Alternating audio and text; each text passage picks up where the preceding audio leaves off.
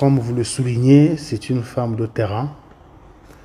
Elle aime être au front de son travail à tout moment parce que c'est sa province de cœur. Vous l'avez vu et vous voyez que c'est pas pour rien qu'elle a été surnommée la Jeanne d'Arc du Lualaba.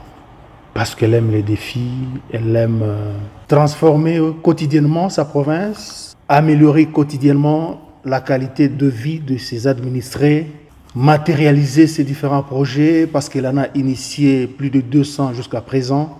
Elle aime vivre sur terrain. C'est pourquoi chez elle, souvent les dimanches, les samedis sont sacrifiés parce qu'elle tient à suivre, elle tient à ce que la concrétisation de la vision du chef de l'État dans sa province se réalise avec finesse. On ne cesse jamais de le dire, tout ce que Masuka touche se transforme presque en or. Donc, elle est préoccupée à changer, elle est préoccupée à améliorer les conditions de vie de sa population.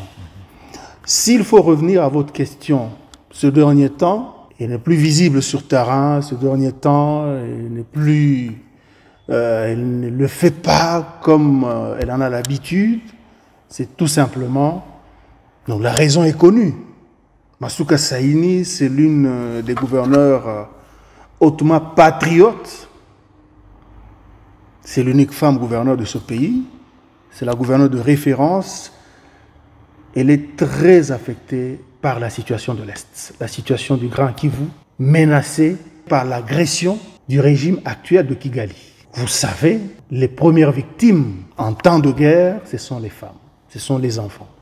En tant que femme, elle est touchée, elle travaille, mais hors caméra. Elle a du mal à afficher sa douleur devant les caméras, parce qu'elle est affectée dans son fort intérieur. Cette guerre, le chef de l'État a lancé un appel de mobilisation de toutes les forces politiques, sociales, un appel à la mobilisation de toutes les énergies, un appel à la mobilisation de toutes les ressources humaines, matérielles et financières pour booster nos vaillantes forces armées à en finir, à vaincre cette guerre injuste, cette guerre d'agression. C'est en réponse à cet appel du chef de l'État. Cet appel à pouvoir mobiliser tout ce qu'il faut afin de jeter toutes les forces dans cette bataille dont tous les Congolais ont besoin de remporter. Madame Marie-Thérèse Masuka Saini, ce dernier temps, comme je l'ai dit, travaille en vase clos. Elle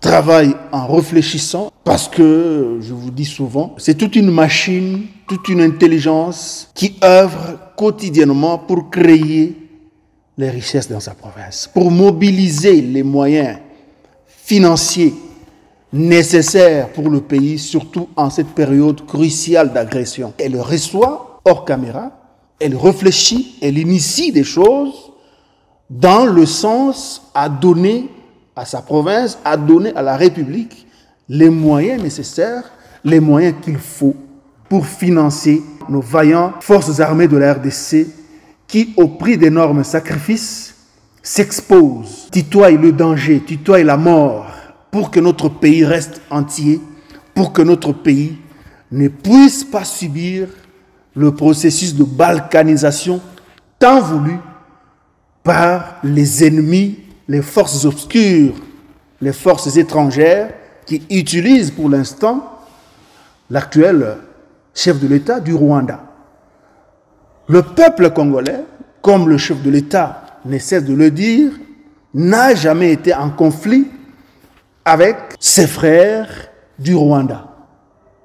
Donc les Rwandais, depuis toujours, nous Congolais, nous avons toujours vécu ensemble. Nous avons toujours vécu dans une parfaite cohésion. Ce n'est que parce qu'actuellement, il y a un régime dictatorial qui s'est décidé pour assouvir sa soif expansionniste, sa soif de pillage de nos richesses naturelles. C'est juste ce régime qui veut diviser les deux peuples. Mais au-delà de se concentrer, au-delà d'initier davantage des projets, des natures à mobiliser au maximum les finances tant nécessaire en cette période de crise, en cette période de guerre. Tout le pays, toute la province le sait. La gouverneure Masuka, c'est une fervente chrétienne. C'est une chrétienne aguerrie. Elle prend aussi beaucoup de temps à genoux pour prier en faveur de nos compatriotes de l'Est, en faveur de notre pays. C'est le temps qu'elle prend pour l'instant. La Bible dit, si tu veux prier, il faut entrer dans ta chambre, il faut entrer en un lieu secret. Et le Dieu qui écoute même dans le secret est capable d'exaucer vos prières. C'est ce qu'elle fait au-delà du travail immense qu'elle abat pour l'instant en vase clos, hors caméra, le travail d'État, le travail que le peuple lolabais attend d'elle depuis que ce peuple l'a élu massivement à tous les niveaux presque, comme députée nationale, députée provinciale, comme sénatrice et en dernier ressort comme gouverneur. C'est une personnalité très portée par cette population. Elle porte aussi grandement cette population, la population lolabaise. Elle porte aussi ce peuple, le peuple du Grand Kivu. Vous vous souviendrez qu'elle avait organisé une mobilisation des fonds lors de l'éruption volcanique de Nyiragongo. Maintenant, pour revenir à votre question, qu'est-ce qu'elle fait, qu'est-ce qu'elle a préparé dans le sens de soutenir les populations du Grand Kivu, nos forces armées et le chef de l'État? Vous l'avez suivi récemment, il a lancé le message de mobilisation de toute la jeunesse lolabaise à s'enrôler au sein de nos forces armées. C'est à ce prix que nous allons vaincre cette agression. La prière seule ne suffit pas. Nous l'avions vu même dans l'ancien temps, lors de la guerre, du combat entre le peuple d'Israël contre les Amalécites. On avait vu Moïse à la montagne, soutenu par Our et Aaron, dans des profondes prières. Et sur le terrain, il y avait une grande partie de l'armée d'Israël qui combattait. Donc au-delà des efforts de prière, parce que nous savons que ce peuple, c'est un peuple voué, c'est un peuple accro à la prière, c'est un peuple qui croit grandement en l'Éternel Dieu. Donc cela ne suffit pas. Il faut que cette population aussi soit dans l'armée, avoir peur de prendre les armes.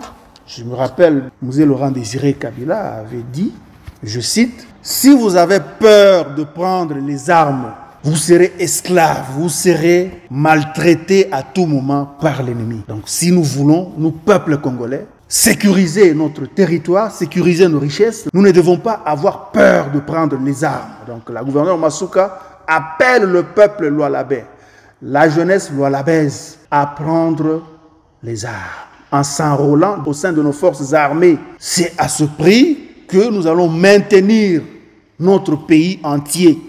C'est à ce prix que nous allons barrer la route au complot de balkanisation enclenché actuellement à travers les forces armées du Rwanda qui affichent certains de nos compatriotes qu'ils appellent M23 pour l'instant. Donc ce ne sont pas nos frères que nous voyons d'ailleurs, qui sont presque utilisés comme des chairs à canon, qui sont presque utilisés comme une enveloppe.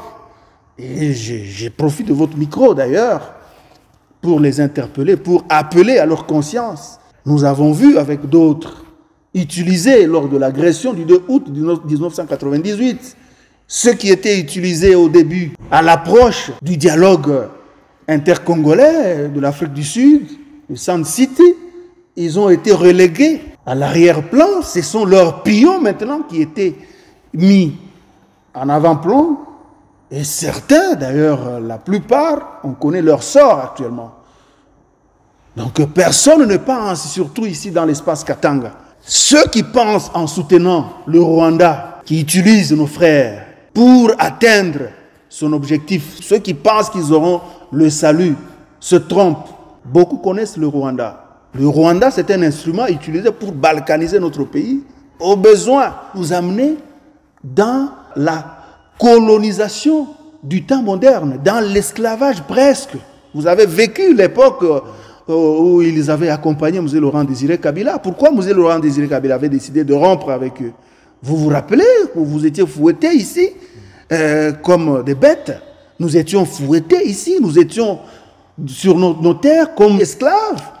Donc si vous acceptez que ces gens viennent, attendez-vous à l'esclavage. Mais l'heure n'est plus à être alarmiste, l'heure est à nous tenir debout, prendre les armes, nous enrôler au sein de nos forces armées afin de barrer la route. Et je sais que parce que nous sommes avec Dieu, parce que Dieu défend toujours la cause des justes, la cause des victimes, nous sommes victimes, nous allons en découdre, nous allons vaincre cette guerre injuste nous imposée par les gens qui veulent nous ravir nos terres, qui veulent nous ravir notre lieu de subsistance.